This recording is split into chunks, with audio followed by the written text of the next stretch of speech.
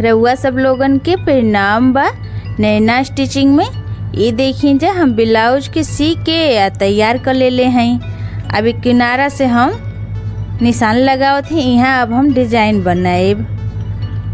आप लोग अपने जितना साइज होई वैसे ही लंबाई चौड़ाई में ब्लाउज के काट लेब जा। आ गला का भी जितना लंबाई चौड़ाई होई उतना ले लेब जा। आ जैसे हम गला का शेप देले हैं वैसे ही आप लोग शेप दे लेब जा गला का। अगर आप लोगों का कपड़ा पतील होई तो ऊपर पेपर पेस्टिंग लगा लेब जा। मोट होई तो बिना पेपर पेस्टिंगों को बना लेब जा। आई वाला निशान देखिए जा हम 1.5 इंच पे लगावत हैं। अब एक हम के तनी चटकार कर देबा खींच के। ये देखिए हम दोनों ओर निशान लगा लेनी। किनारवा 3.5 इंच पे लगौनी है, बिचवा में 1.5 इंच पे लगौनी है। आई देखिए जा जो रेडीमेड वाला डोरिया आवेला ना ओके हम लंबाई में 2 इंच आई के काट ले हई। अब बिचवा से ऐसे मोड़ लेब डोरिया के। आई जहाँ हम निशानवा लगौनी है 1.5 इंच वाला वही जकन अब एक सी लेब। आ एकदम पास पास रख के हम सियब। बिचवा में गैप ना देवे के है तनिको।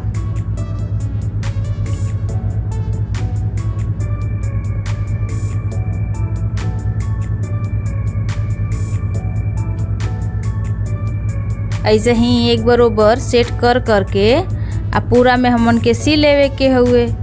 सी के हम पहले तैयार करत हैं। आप लोग देखते हैं सब कुछ वीडियो में कि हम कैसे बना के लगावत हैं। वैसे ही आप लोग बना के लगा लेब जा।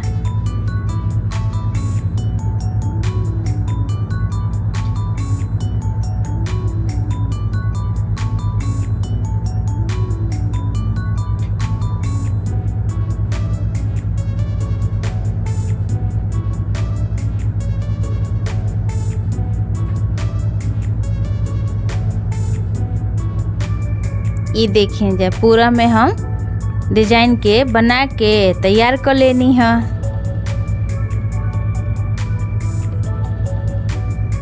अब एक हम छाट लेब जौन तनी मनी एक्स्ट्रा होला ना अगवा के ओर या निकल ना जाला तो बढ़िया से चिकन हो जाई।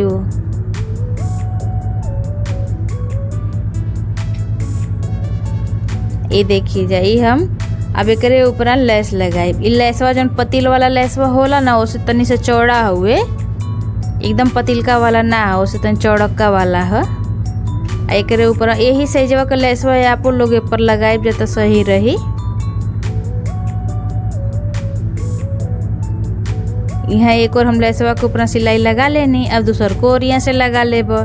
ऐसे का होई कि जौन डोरिया का खुलल का भगवा रहल ना वो ढक जी बढ़िया से।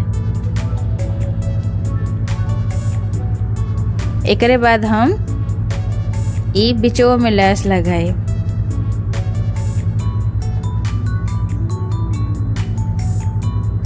इहो लेसवा उहे है जो डिचवा लगौनी है ना उहे वाला लेसवा इहो हुए।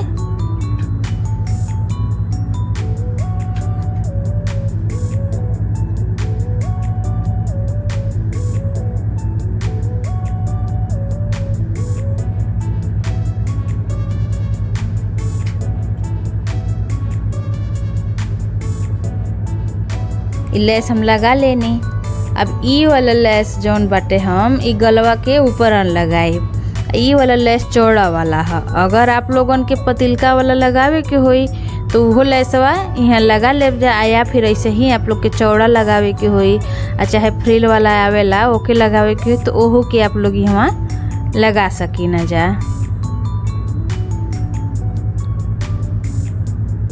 आ दूसर को और यहाँ से लेसवा के ऊपर सिलाई लगा लेनी। दोनों ओर लगा लेनी। ऐसे ही हम लेसवा एहरो लगा लेब। ये देखिए जा दोनों ओर हम लेस के लगा के तैयार कर लेनी है। एकरे बाद सुई धागा से हम ये डिजाइनिया के बिचवा में मोती लगाए। ओसे पहले ही हम कमरियों में लेस लगा देती। तनी उदास लगत रहल ना यही से कमरियों में लेसवा लगा लेते हैं। आई आप लोग के कमरिया में लेस लगावे के हुई तो लगाए जा चाहे तो ऐसे ही के छोड़ भी देव जा। ये देखिए जा सुई में हम 4 दोबर धागा डलले हैं। 2 दोबर नहीं है 4 दोबर है।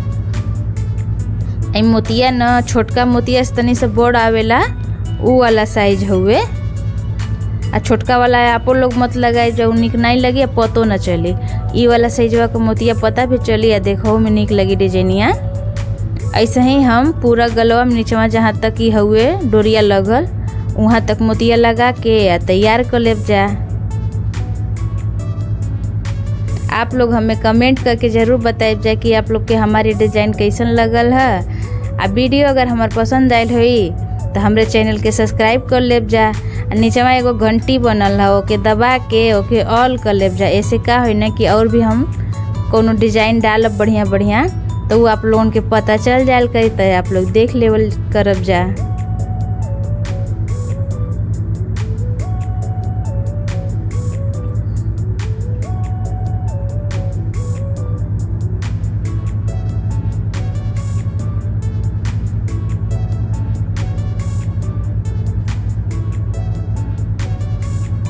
ये देखिन जा पूरा में हम मोती के लगा के तैयार कर लेनी।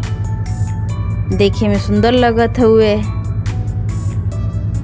ऊपरा से ऐसे हम 2 इंच नाप के यहाँ निशान लगा लेनी है दोनों ओरियाँ। अभी यहाँ हम लटकन लगाए।